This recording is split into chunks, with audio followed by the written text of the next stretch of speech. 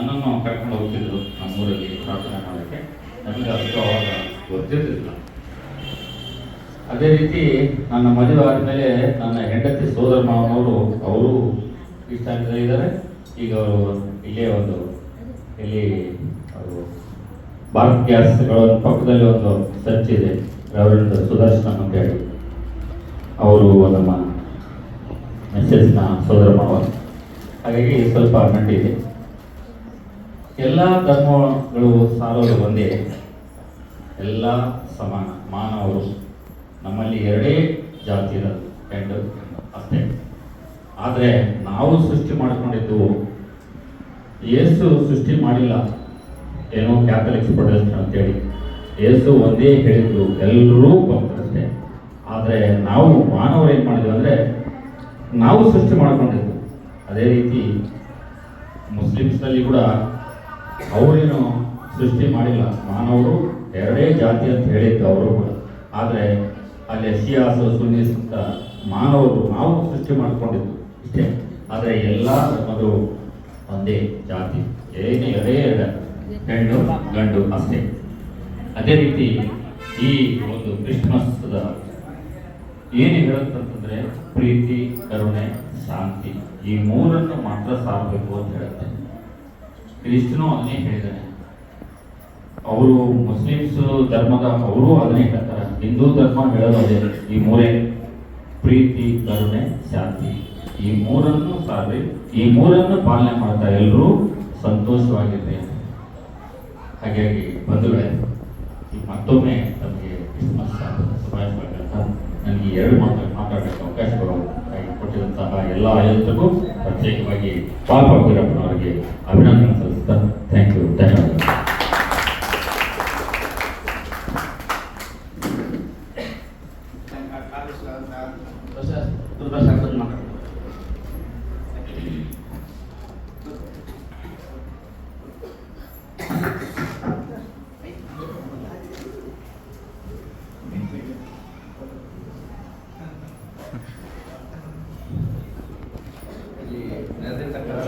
ಸಭಿಕರೇ ಹಾಗೂ ನನ್ನ ಬಳ್ಳಾರಿ ವಕೀಲರ ಸಂಘದ ಪದಾಧಿಕಾರಿಗಳೇ, ನೆಚ್ಚಿನ ವಕೀಲರೇ, ಹಾಗೂ ಎಲ್ಲರಿಗಿಂತ ಹೆಚ್ಚಾಗಿ ನಮ್ಮ ಪಾಲ್ ಫಕೀರಪ್ಪ ಸರ್ ಅವರು ಸುಮಾರು ಒಂದು 20-25 ವರ್ಷಗಳಿಂದ ನಮಗೆ ಬಹಳ ಆಪ್ತರು. ಅದಕ್ಕಿಂತ ಹೆಚ್ಚಾಗಿ ನನ್ನ ಸಹೋದರ CM ಮುತ್ತುಜಯ ಸ್ವಾಮಿ ಅಂತ ಹೇಳಿದ್ರೆ ಈ ವಿಷ್ಣುವರ್ಧನ್ ಪಾರ್ಕ್ ಹತ್ರ ಇದೆ ಕುವೆಂಪುನಗರದಲ್ಲಿ. ನಮ್ಮ ಸಹೋದರರಿಗೆ ಬಹಳ ಫ್ಯಾಮಿಲಿಗೆ ಬಹಳ ಹತ್ತಿರ ಇದ್ದಾರೆ. ಸಾಕಷ್ಟು ಕಾರ್ಯಕ್ರಮಗಳಲ್ಲಿ ನಾವು ಭಾಗವಹಿಸ್ತಾ ಇದ್ವಿ. ಈಗ ಇವತ್ತಿನ ವಿಶೇಷ ನಮಗೆಲ್ಲ ತಿಳಿದಿದೆ, ಯೇಸು ಕ್ರಿಸ್ತನ ಜನನ ದಿನ.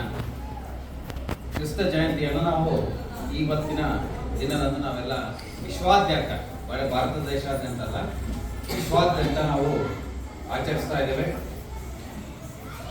ನೋಡಿ, ಈಗಾಗಲೇ ಇಸ್ರೇಲಲ್ಲಿರುವ ಬೆತ್ಲೆಹೆಮ್ ಎನ್ನುವ ಊರಿನಲ್ಲಿ ಈ ಯೇಸು ಕ್ರಿಸ್ತನ ಜನನ ಆಯಿತು.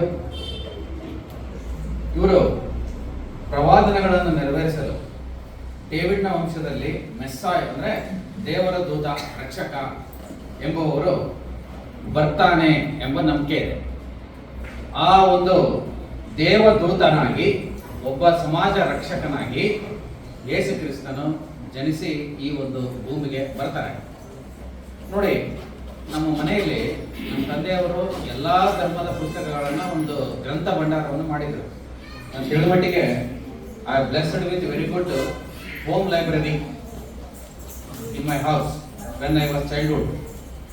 1ನೇ ತರಗತಿಯಿಂದ 10ನೇ ತರಗತಿವರೆಗೆ ಏನು ಆ ಒಂದು ಅವಧಿ ಇರುತ್ತೆ, ಆ ಒಂದು ಮನೆಯ ಸಂಸ್ಕೃತಿ, ಮನೆಯ ವಾತಾವರಣ ಪ್ರಕಾರ ಆ ಮಗು ಬೆಳೀತಾ ಹೋಗುತ್ತೆ. ಹಾಗೆ ನನಗೆ 1ನೇ ತರಗತಿ ಅಥವಾ ಈ ಬೇಬಿ ಸಿಟ್ಟಿಂಗ್ ಇಂದ ಹಿಡಿದು ಸಾಕಷ್ಟು ನೆನಪಿದೆ ನನಗೆ. ಪ್ರಿಂಟೆಡ್ ಬುಕ್ಸ್, ಈಗೇನು ಯೇಸು ಕ್ರಿಸ್ತರ ನಾನು ಬುಕ್ಸ್ ಎಲ್ಲ ನೋಡ್ತಾ ಇದ್ದೆ. ನಾನು ಮಾರ್ಕ್ಸ್ ವಾದಿ, ಲೆನಿನ್ ವಾದಿ ಎಲ್ಲ ಓದ್ತಾ ಇದ್ದೆ. ನಾನು ಕನ್ನಡದಲ್ಲಿ ಬುಕ್ಸ್ ಇತ್ತು ಬಹಳಷ್ಟು. Most of the books are in Kannada, some of the books are in English. ಅಲ್ಲಿ ಆ ಒಂದು ಹಳೆಯ ಪುಸ್ತಕಗಳನ್ನು ಸಾಮಾನ್ಯವಾಗಿ ಈಗಿನವರು ಓದ್ತಾ ಇದ್ದಾರೋ ಗೊತ್ತಿಲ್ಲ. ಅಷ್ಟು ನಮಗೆ ಎಷ್ಟು ಅಟ್ರಾಕ್ಷನ್ ಆಗ್ತಿದೆ ಅಂದರೆ ಅವಾಗ ಮೀಡಿಯಾ ವೆರಿ ಪೂರ್.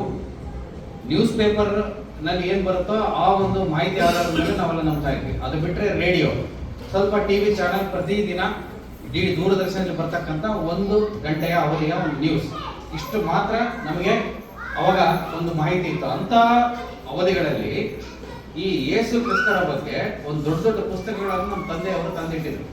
ನಾವು ಈ ಒಂದು ಬಿಲಾಂಗ್ಸ್ ಟು ಹಿಂದೂ ಧರ್ಮ, ನಮ್ಮ ಮನೆಯಲ್ಲಿ ಎಲ್ಲಾ ಧರ್ಮದ ಪುಸ್ತಕಗಳಿದ್ವು. ಅವಾಗ ನಾನು ನೋಡ್ತಾ ಇದ್ದೆ ಈ ಯೇಸು ಕ್ರಿಸ್ತರನ್ನ ಎಲ್ಲಾ ಒಂದು ಜನಗಳ ಮಧ್ಯ ಅವರಿಗೆ ಶಿಲುಬೆಯನ್ನು ಓರಿಸಿ ಆ ಶಿಲುಬೆಗೆ ಮಳೆಗಳನ್ನು ಹೊಡಿತಾರೆ. ಅವಾಗ ನಾನು ಭಾವುಕನಾಗ್ತಿದ್ದೆ ಓದ್ಬೇಕಾದ್ರೆ. ನಾನು ಎಷ್ಟು ಲ್ಯಾಂಗ್ವೇಜ್ ಎಷ್ಟು ಚೆನ್ನಾಗಿತ್ತಂತಂದ್ರೆ ಮೈಸೂರು ಇದರಲ್ಲಿ ಪ್ರಿಂಟ್ಸ್ ಆಗಿ ಬುಕ್ಸ್ ಬರ್ತಾ ಇದ್ವು.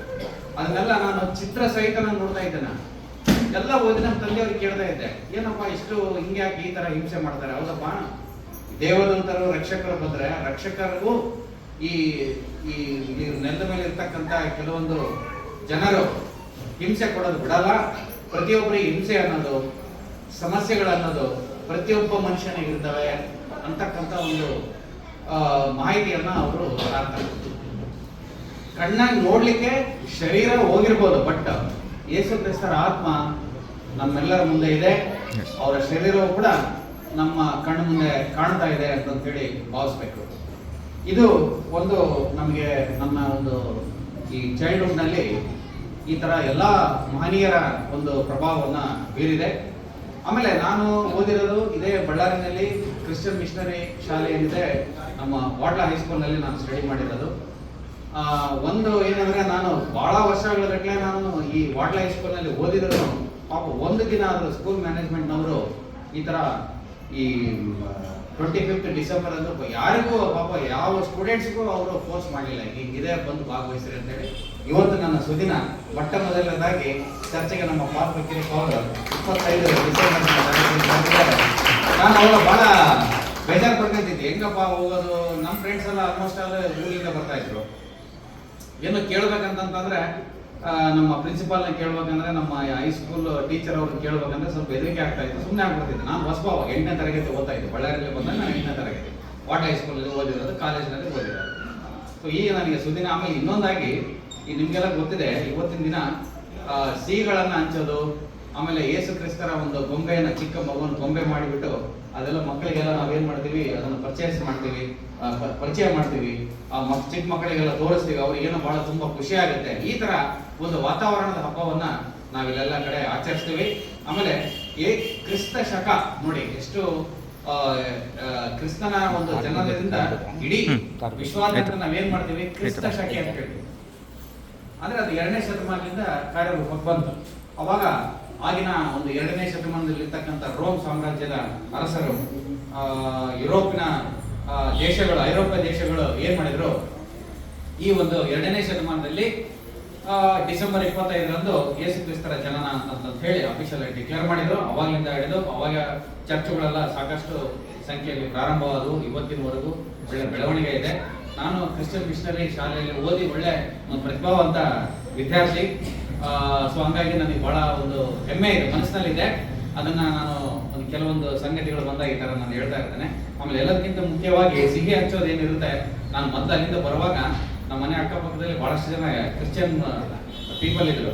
ಅವರೆಲ್ಲ ಎಲ್ಲಾ ರೀತಿ ವಿವಿಧ ತಿನಿಸುಗಳನ್ನ ಅವರು ಸ್ವೀಟ್ಗಳೆಲ್ಲ ಹಂಚ್ತಾ ಇದ್ರು. ಇವತ್ತಿನ ದಿನ ಆಗಲಿ, ಇವತ್ತಿನ ಒಂದಿನ ಮುಂಚೆ ಆಗಲಿ, ಅಥವಾ ಇವತ್ತಿನ ಸಾಯಂಕಾಲ ಆಗಲಿ ಎಲ್ಲರಿಗೂ ಹಂಚ್ತಾ ಇದ್ರು.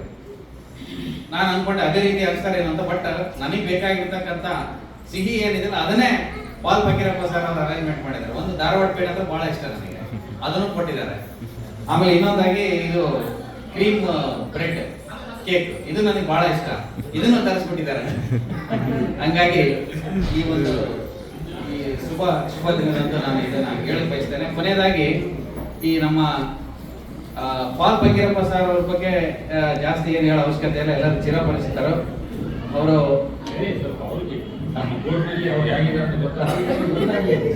ಅವರು ತಮ್ಮ ವಕೀಲ ವೃತ್ತಿಯಲ್ಲಿ ಬಹಳ ಚೆನ್ನಾಗಿ ತೊಡಗಿದ್ದಾರೆ.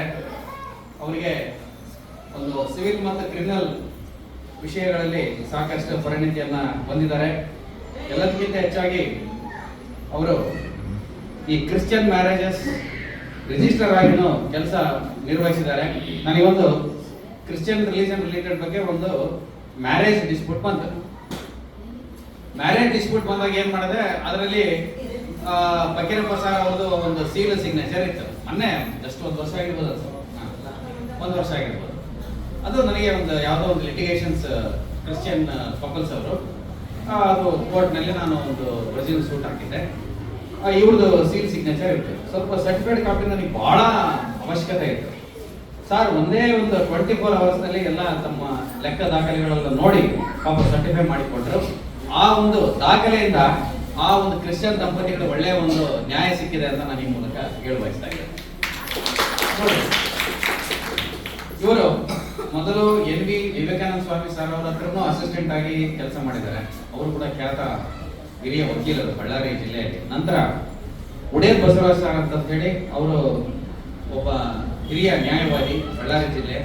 ಅವರ ಹತ್ತಿರ ಇವರು ಕಿರಿಯ ವಕೀಲರಾಗಿ ಮೊದಲು ಪ್ರಾಕ್ಟೀಸ್ ಮಾಡಿದರು. 2004ರಲ್ಲಿ ಇವರು ವಕೀಲರಾಗಿ ನೇಮಕಗೊಳ್ತಾರೆ. ಆಮೇಲೆ ತದನಂತರ ಪ್ರತ್ಯೇಕವಾಗಿ ಇಂಡಿಪೆಂಡೆಂಟ್ ಆಗಿ ಇವರು ಎಲ್ಲ ಲಾ ಪ್ರಾಕ್ಟೀಸ್ ಅನ್ನು ಮಾಡ್ತಾ ಒಂದು ಕ್ರಿಶ್ಚಿಯನ್ ಮ್ಯಾರೇಜ್ ರಿಜಿಸ್ಟರ್ ಆಗಿ ಕಾರ್ಯನಿರ್ವಹಿಸಿದ್ದಾರೆ. ಹಾಗೂ ನಿಮ್ಮೆಲ್ಲರಿಗೂ ಗೊತ್ತಿದ್ದಂಗೆ ಕ್ರಿಶ್ಚಿಯನ್ ಧರ್ಮದ ಒಂದು ರಿಜಿಸ್ಟರ್ ಆಗದಂತೆ ಪಾಸ್ಟರ್ ಆಗಿನೂ ಅವರು ಕೆಲಸ ನಿರ್ವಹಿಸ್ತಾ ಇದ್ದಾರೆ. ಆಮೇಲೆ ಈ ತರ ಒಂದು ಧರ್ಮದ ಕೆಲಸ ಬಹಳ ಒಳ್ಳೆಯದ ಕೆಲಸ. ಯಾಕಂದ್ರೆ ಅದಕ್ಕೆ ಒಳ್ಳೆಯ ಒಂದು ಉದಾಹರಣೆ ಅಂತಂದ್ರೆ ನಮ್ಮ ಯೇಸು ಕ್ರಿಸ್ತರೇ. ಸಮಾಜಕ್ಕೆ ಒಳ್ಳೇದು ಮಾಡಕ್ ಹೋದ್ರೆ ಯಾರು ಸಹಿಸಲ್ಲ, ಹೌದಾ? ಸಮಾಜಕ್ಕೆ ಒಳ್ಳೆಯ ಒಂದು ಬೋಧನೆ ಮಾಡಿದ್ರೆ, ಒಳ್ಳೆಯ ಒಂದು ಬೇರೆ ಒಂದು ದಾರಿಯಲ್ಲಿ ಇರ್ತಕ್ಕಂಥವ್ರನ್ನ ಒಳ್ಳೆ ದಾರಿಗೆ, ಸುದಿನ ದಾರಿಗೆ ತರಿದ್ರೆ ಅದನ್ನ ಯಾರು ಸಹಿಸಲ್ಲ. ಅದೇ ರೀತಿಯಾಗಿ ನಮ್ಮ ಮನುಷ್ಯರು ಕೂಡ ಅಷ್ಟೇ. ನಾವೇನೋ ಒಳ್ಳೆ ಕೆಲಸ ಮಾಡಕ್ ಹೋದ್ರು ಸ್ವಲ್ಪ ಅಡೆತಡೆಗಳಲ್ಲ, ಅದನ್ನ ಅವರು ತೋರಿಸ್ಕೊಟ್ಟಿದ್ದಾರೆ. ಯೇಸು ಕ್ರಿಸ್ತರು ತೋರಿಸ್ಕೊಟ್ಟಿದ್ದಾರೆ. ನೀವೇನೇ ನೀವು ಜೀವನ ಮಾಡಕ್ ಹೋಗಿ, ಯಾವ ತರದಿಂದ ಜೀವನ ಮಾಡಕ್ ಹೋಗಿ, ಕಷ್ಟಗಳು ನಮ್ಮ ಜೊತೆಗೆ ಬರ್ತವೆ, ಅದನ್ನು ನಿಭಾಯಿಸಬೇಕು ಅನ್ನೋದ. ಅವರು ಆ ಒಂದು ಅಂತ ಸಮಯದಲ್ಲಿ ಅಷ್ಟು ಕಷ್ಟಗಳನ್ನ ಅವರು ನಿಷ್ಠುರವನ್ನ ಎದುರಿಸಿ ಅಲ್ಲಿ ಬಹಳ ತಾಳ್ಮೆ ನೋಡಿ. ಅವರ ಯೇಸು ಕ್ರಿಸ್ತರ ನಾವು ಮುಖವನ್ನ ನೋಡಿದ್ರೆ ಅವರ ತಾಳ್ಮೆ ನಮಗೆ ಚೆನ್ನಾಗಿ ಅರ್ಥ ಆಗ್ಬೇಕು. ಆ ತರ ನಾವು ಬದುಕಬೇಕು. ನಾವು ಯೇಸು ಕ್ರಿಸ್ತರಿಗೆ ಎಷ್ಟೇ ಕಷ್ಟ ಇರಲಿ, ಸುಖಗಳಿರಲಿ, ಅವರು ಒಂದೇ ಆದಂತ ನ್ಯೂಟ್ರಾಲಿಟಿ, ಫೇಸ್ ನಲ್ಲಿ ನ್ಯೂಟ್ರಾಲಿಟಿ ಅಂತ ಕಾಣುತ್ತೆ. ಅದನ್ನ ನಾವೆಲ್ಲ ಅಳವಡಿಸ್ಕೋಬೇಕು ಅಂತ ಹೇಳ್ತಾ ಇವತ್ತಿನ ದಿನ ನನ್ನನ್ನು ಕರೆದು ನಮ್ಮೆಲ್ಲ ಪದಾಧಿಕಾರಿಗಳನ್ನು ಸನ್ಮಾನಿಸಿ ನಮ್ಮನ್ನು ಪರಿಚಯಿಸಿದ್ದಕ್ಕೆ ಪಾಲ್ ಫಕೀರಪ್ಪ ಸರ್ ಅವರಿಗೂ, ಚರ್ಚ್ನಲ್ಲಿ ನೆರೆದಿರ್ತಕ್ಕಂಥ ಎಲ್ಲ ಸಭಿಕರಿಗೂ ನನ್ನ ವಂದನೆಗಳು.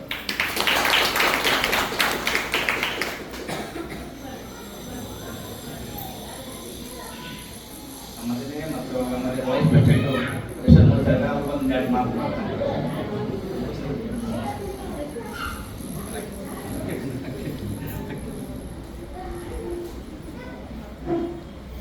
ಎಲ್ಲರಿಗೂ ನಮಸ್ಕಾರ.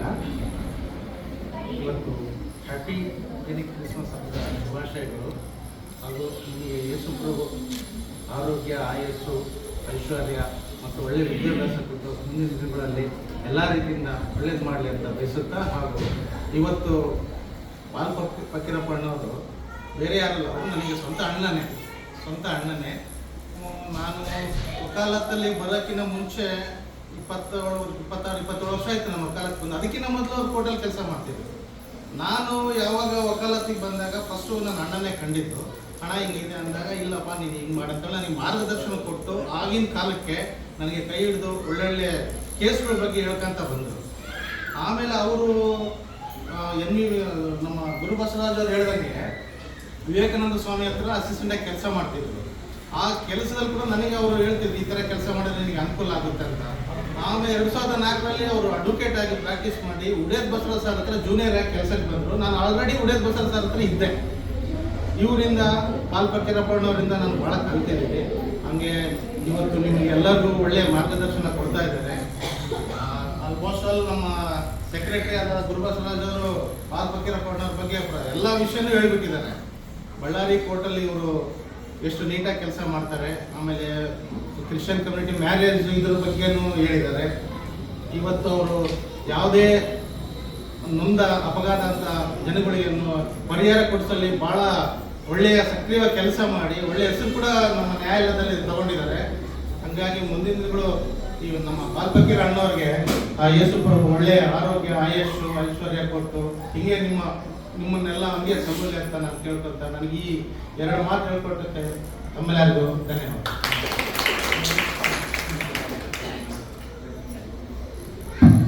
ಪ್ರೊಸೆಸರ್ ಮಾತಾಡ್ತಾ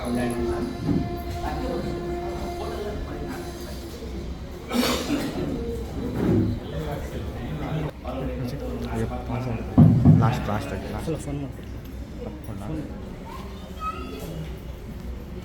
ಒಂದು ಸೆಕೆಂಡ್ ಫಸ್ಟ್ ಆಫ್ ಆಲ್ ಎಲ್ಲರಿಗೂ ನಾನು Last ಆಯ್ತಲ್ಲ? ಕ್ಷಮೆ ಕೇಳ್ತೀನಿ ತಡವಾಗಿ ಬಂದಿದ್ದಕ್ಕೆ. ಎಲ್ಲರಿಗೂ ಕ್ರಿಸ್ಮಸ್ ಹಬ್ಬದ ಶುಭಾಶಯಗಳು ಮತ್ತು ನನ್ನ ನಮಸ್ಕಾರಗಳು. ಮುಂಬರುವ ಹೊಸ ವರ್ಷದ ಆರ್ಥಿಕ ಶುಭಾಶಯಗಳು ಇವತ್ತಿನ ದಿವಸ ತಮಗೆಲ್ಲ ಕೋರ್ತಾ ಇದ್ದೀನಿ. ಬಾಲ್ಪಕೀರಪ್ಪ ಸಾರು ಹೊಸಬ್ರೇನಲ್ಲ ನಮಗೆ, ಕೋರ್ಟಲ್ಲಿ ಭಾಳ ಆತ್ಮೀಯವಾಗಿರ್ತಾರೆ, ಎಲ್ಲರ ಜೊತೆನೂ ಸ್ನೇಹಮಯವಾಗಿ ಮಾತಾಡ್ತಾರೆ. ಈ ಸಣ್ಣವರನ್ನಾಗಿಲ್ಲ ದೊಡ್ಡವರನ್ನಾಗಿಲ್ಲ ಎಲ್ಲರ ಜೊತೆನೂ ಒಂದೇ ಥರನೇ ನಡ್ಕೊತಾರೆ ಅವರು. ಇವತ್ತಿಗೂ ಅವ್ರನ್ನ ನೋಡಿ ಕಲಿಯೋದು ನಮಗೆ ಭಾಳ ಇದೆ. ಈ ಥರ ಸನ್ಮಾನ ಮಾಡಿದ್ದಕ್ಕೆ ಬಾಲ್ಪಕೀರಪ್ಪ ಸಾರ್ ಅವ್ರಿಗೂ ಮತ್ತು ತಮ್ಮೆಲ್ಲರಿಗೂ ನನ್ನ ತುಂಬ ಹೃದಯದ ಧನ್ಯವಾದಗಳನ್ನು ಅರ್ಪಿಸ್ತಾ ನಾನು